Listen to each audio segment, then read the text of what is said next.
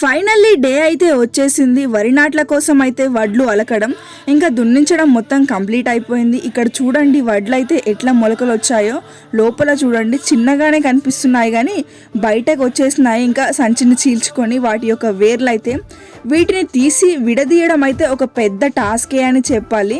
ఇక్కడ చూడండి ఎట్లా ఉందో, వడ్లు అయితే మొత్తం గడ్డగట్టినట్టు అయిపోయాయి. వాటిని అయితే మొత్తం పూర్తిగా విడదీసేయాలా. సంచికైతే మొత్తం పూర్తిగా వేర్లు అయితే బయటకు వచ్చేసి వాటి నుంచి విడదీయలేకుండా ఉన్నాయి. వీటిని తీయడం అయితే ఒక పెద్ద టాస్కే అని చెప్పాలి. ఇక్కడ చూపిస్తున్నాను కదా, అదే ఇది. ఫైనల్గా ఇంకా మా మమ్మీ పెద్ద మమ్మీ ఇద్దరు కలిసి అయితే వాటిని అయితే విడదీసేశారు.